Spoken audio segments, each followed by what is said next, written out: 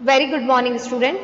आज हम बात करेंगे एक इम्पॉर्टेंट बैंक के बारे में, स्टेट बैंक ऑफ इंडिया, भारतीय स्टेट बैंक के बारे में। ये आपके 4th यूनिट में सबसे इम्पॉर्टेंट बैंक है। इससे पहले हमने जो बात की थी वो आरबीआई यानी रिजर्व बैंक ऑफ इंडिया के बारे में बात की थी। तो 4th यूनिट में आपके दो इम्पॉर्टेंट बैंक हैं, एक है आपका आरबीआई और दूसरा है एसबीआई। तो इस वीडियो में हम बात करेंगे कि स्टेट बैंक ऑफ इंडिया की हिस्ट्री क्या रही है उसके बारे में।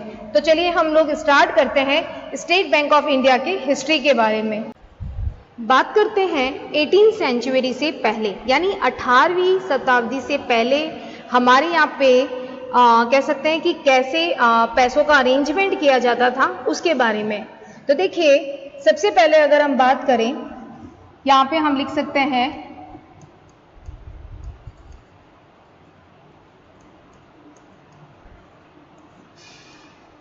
हिस्ट्री ऑफ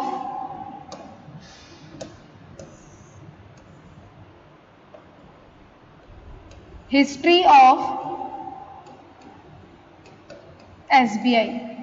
ठीक है, ये आपको ध्यान रखना है। देखिए, बात करते हैं 18th सेंचुरी से बिफोर।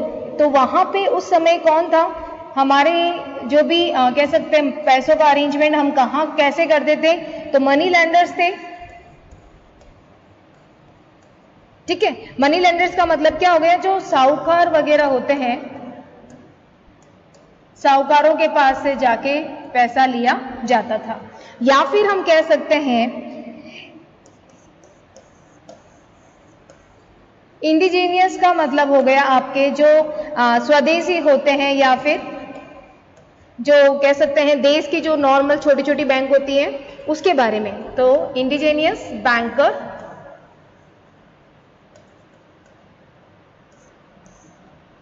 इसका मतलब क्या हो गया, देसी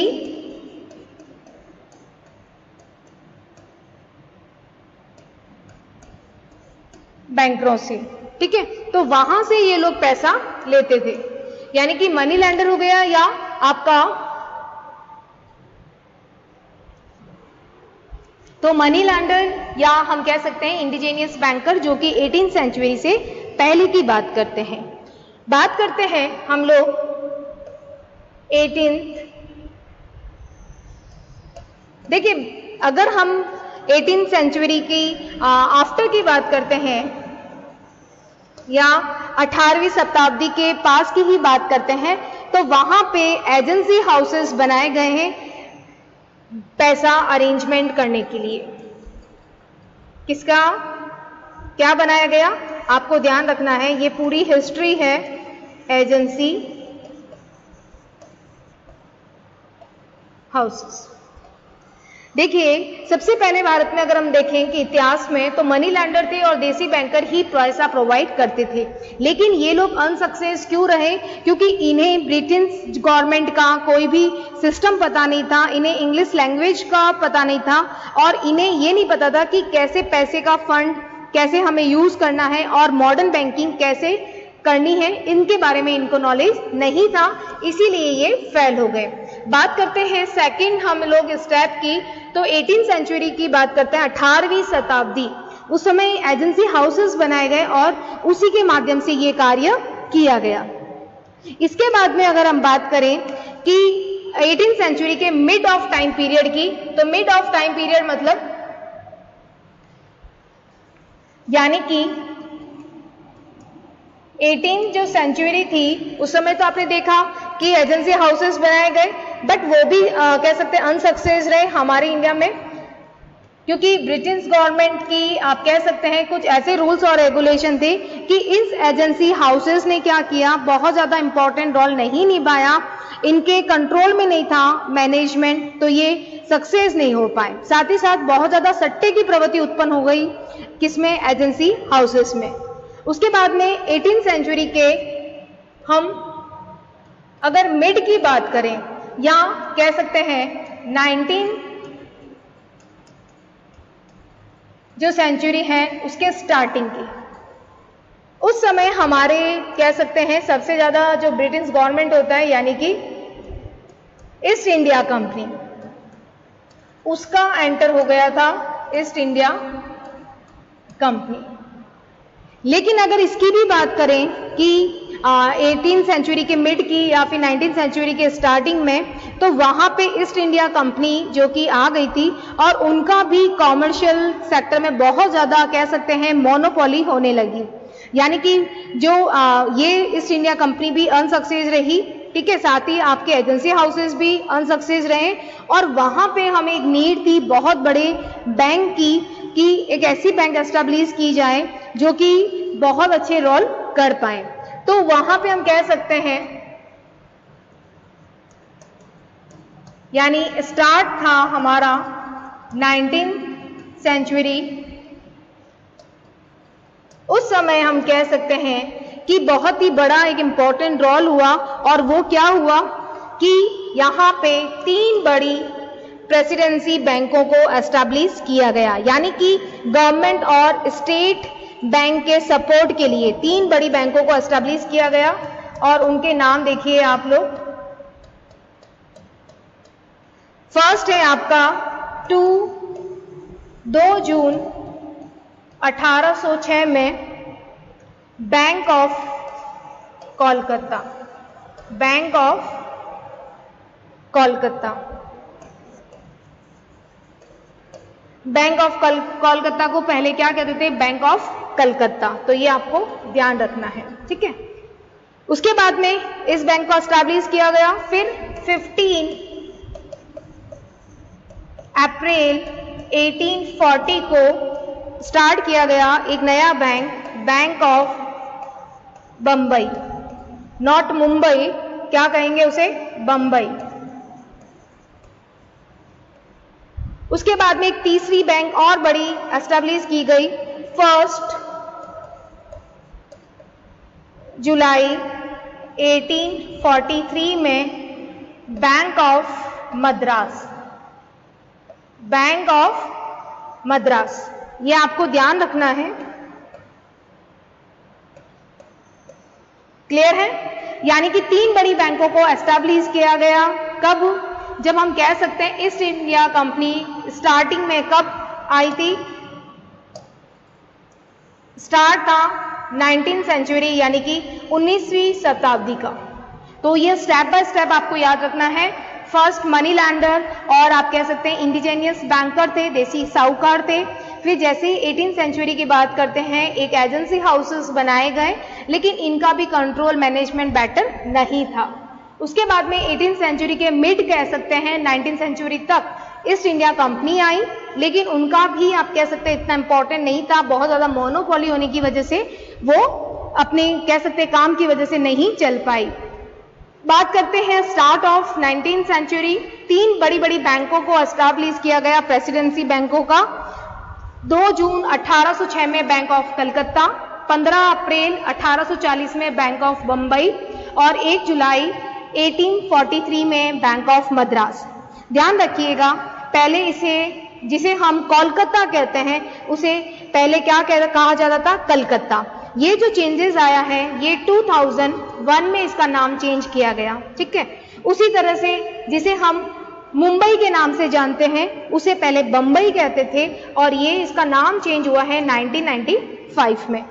देन थर्ड अगर हम बात करें मद्रास, जिसका आप देखते हैं ना नाम अभी चेन्नई है और उसका नाम भी चेंज हुआ 1996। तो ये कह सकते हैं स्टार्ट था 19th सेंचुरी का और उसमें 3 बड़ी। अब हम बात करते हैं कि अभी हमने देखा कि 3 प्रेसिडेंसी बैंकों को एस्टैब्लिश किया गया 1806 में, 1840 में और 1843 में।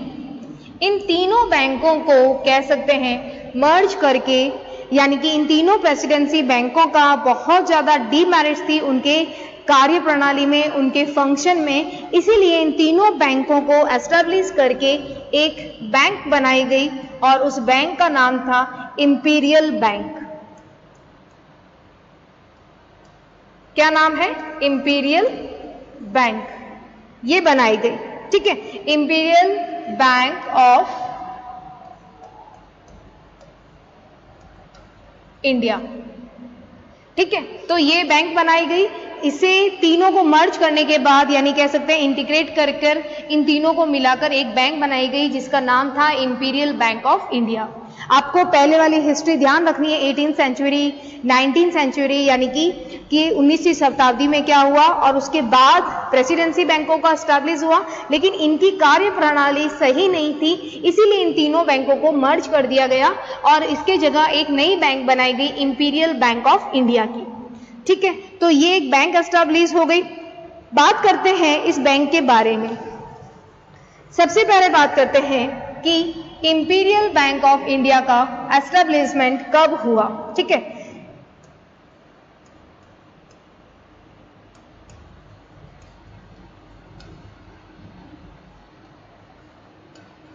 ध्यान रखिएगा ये सारा एसबीआई की हिस्ट्री में ही आएगा। क्लियर है आपको?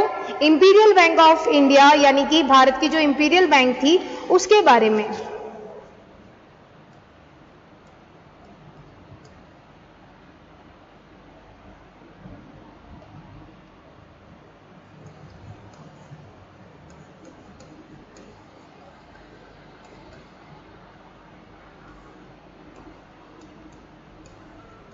Imperial bank of India. ठीक है, इसके बारे में बात करते हैं कि इसका एस्टैब्लिशमेंट कब हुआ। यह भी आपको एसबीआई की हिस्ट्री में लिखना है, क्योंकि इंपीरियल बैंक से ही हम आगे बात करेंगे कि कैसे एसबीआई बैंक आया। ठीक है, एस्टैब्लिशमेंट इसका हुआ था 27 जन 1921। क्लियर है आपको? यानी कि 27 जनवरी 1921 में इसको स्थापित किया गया इंपीरियल बैंक ऑफ इंडिया को। ये बैंक कहां से आया? 3 इंपॉर्टेंट बैंकों को, जो प्रेसिडेंसी बैंक थी, उनको मर्ज करने के बाद ये बैंक आया। ठीक है, इस बैंक का जो एक्ट है उसका ईयर रहेगा 1920। कितना रहेगा? 1920। ठीक है, इसके बाद बात करते हैं कि जब ये बैंक एस्टैब्लिश हुई उस समय इसकी कैपिटल यानी कि पूंजी कितनी थी। बात करते हैं ऑथराइज्ड कैपिटल की, यानी कि अधिकृत पूंजी इसकी कितनी रही। ऑथराइज्ड कैपिटल यानी कि अधिकृत पूंजी, अधिकृत पूंजी इसकी रही 11.25 करोड़। कितनी रही? 11.25 करोड़। बात करते हैं पेड अप कैपिटल की। पेड अप कैपिटल इसकी रही थी 5.625 करोड़ की।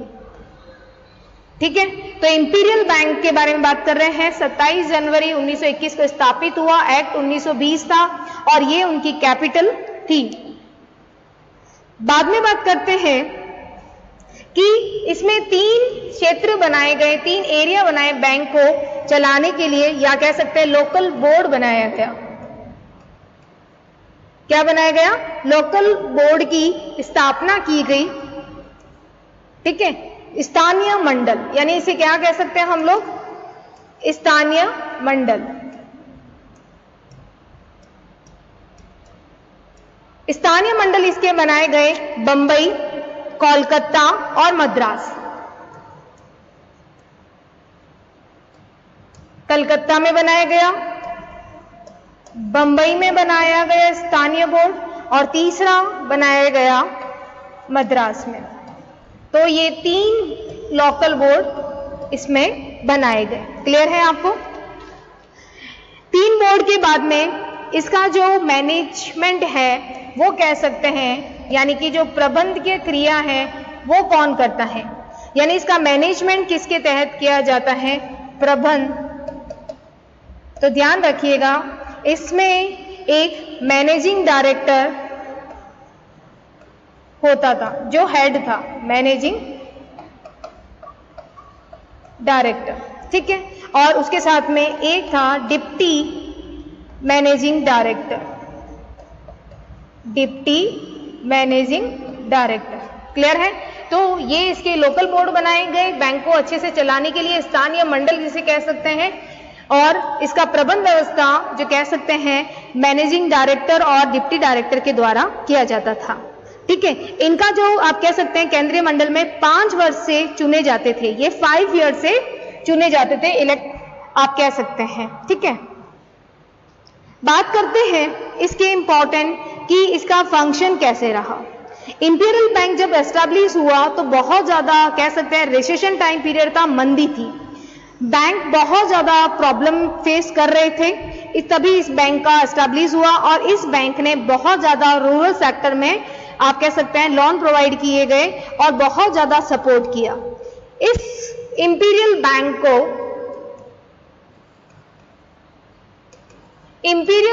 को आप कह सकते हैं कि इंपीरियल बैंक देश में एक आर्थिक जीवन में बहुत ज्यादा सपोर्ट करने के लिए बनाया गया, यानी इकोनॉमिक डेवलपमेंट को ध्यान रखते हुए।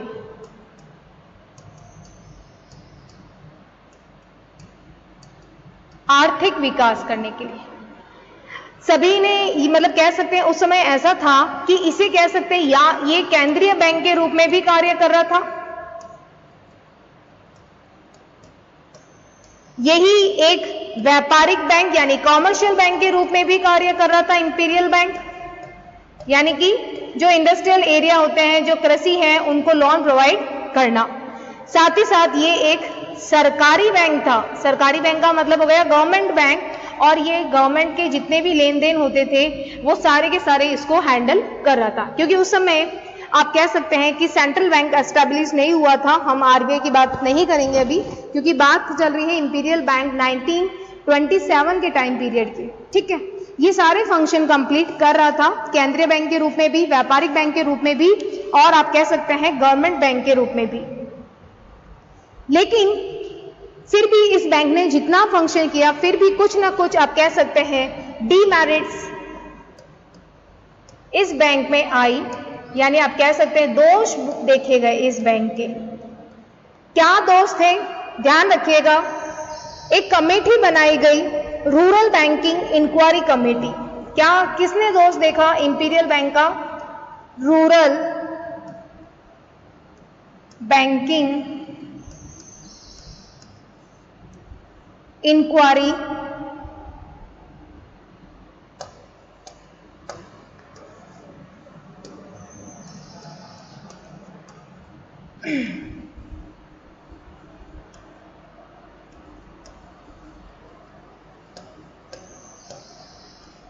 इंक्वायरी एक कमेटी बैठाई गई जो कि क्या कर रही थी काम, कि इस रूरल जो इंपीरियल बैंक बनाई थी देख रही थी कि रूरल बैंक के लिए ये काम करती है, रूरल सेक्टर के लिए ये काम कर रही है कि नहीं। तो इस कमेटी ने अपनी रिपोर्ट बताई कि क्या क्या इन्होंने दोष देखे। ध्यान रखिएगा, इंपीरियल बैंक का कह सकते हैं वैल्यूएशन करने के लिए कमेटी बैठाई गई। कौन सी थी? ग्रामीण बैंकिंग जांच समिति। क्या थी? ग्रामीण बैंकिंग जांच समिति ये बैठाई गई ताकि ये देख सके कि कैसा फंक्शन चल रहा है। लेकिन फिर भी इसने डीमेरिट्स देखी, और डीमेरिट्स मेन क्या था? ध्यान रखिएगा, गवर्नमेंट यानी जो सरकार का आप कह सकते हैं इंपीरियल बैंक पर सरकारी नियंत्रण ढीला था, यानी government control over the imperial bank was loose. पहला पॉइंट क्या कह रहा है? इंपीरियल बैंक पर सरकारी नियंत्रण ढीला था, इस बैंक कमेटी ने ये निकाला। सेकंड पॉइंट इन्होंने कहा, द इंपीरियल बैंक वाज की rule by only a few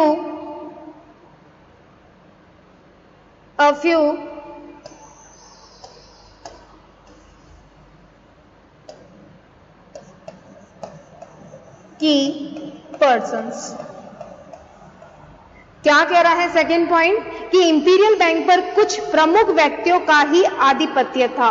the rural bank was ruled by only a few की पर्सन, यानी की पर्सन का ही ज्यादा इंपॉर्टेंट था, या कह सकते हैं परमानेंट, यानी कि जो प्रसिद्ध व्यक्ति थे उनके हाथ में ही था। ठीक है, यानी कुछ व्यक्तियों की मोनोपोली रही है इसको चलाने में।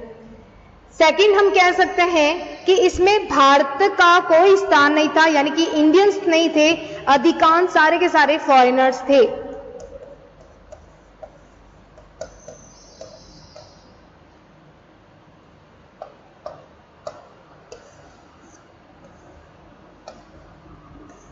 तीसरा पॉइंट क्या कह रहा है?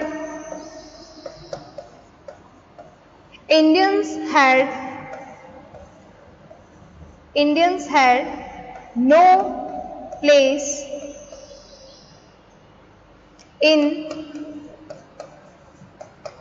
this। most of कौन थे? ज्यादा से ज्यादा कौन थे? The high officers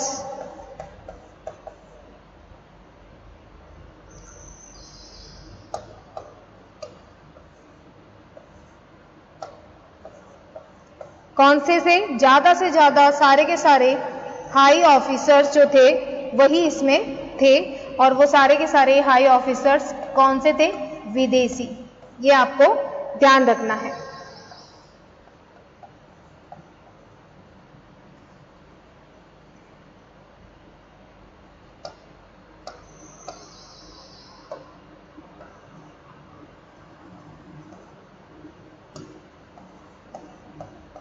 foreigners. तो तीन इसमें डीमेरिट्स देखी गई। क्या डीमेरिट्स देखी गई इसमें? इंपॉर्टेंट आपको ध्यान रखना है कि एक ग्रामीण बैंकिंग जांच समिति बैठाई गई। ठीक है, उसने क्या देखा कि जो इंपीरियल बैंक थी उसमें डीमेरिट्स थी। क्या डीमेरिट्स थी? इंपीरियल बैंक पर सरकारी नियंत्रण ढीला था, इंपीरियल बैंक पर कुछ प्रमुख व्यक्ति का ही आधिपत्य था, और भारतीयों का इसमें कोई स्थान नहीं था, और ज्यादा से ज्यादा विदेशी थे। तो ये सभी दोष पाने के बाद हम कह सकते हैं कि इसके बाद में एक और कमेटी बैठाई गई, जो कि आप कह सकते हैं नाम था उसका बहुत ही इंपॉर्टेंट, AIRCSC। ठीक है, क्या हो जाएगी full form? All India rural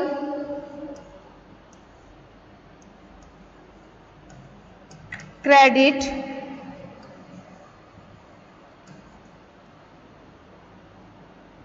सर्वे कमेटी।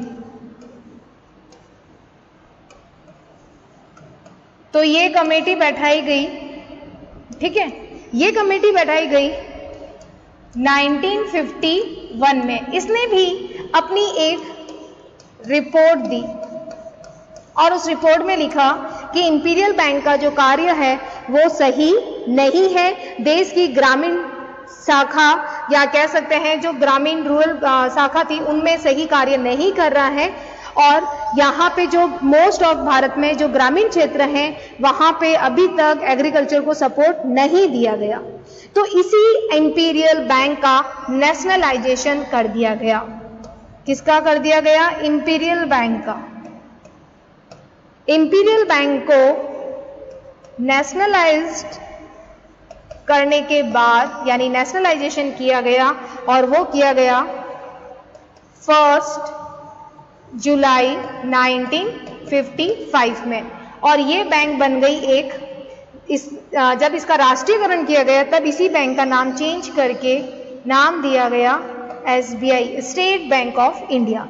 तो ये इसकी हिस्ट्री कह सकते हैं कि राष्ट्रीयकरण करने के बाद हम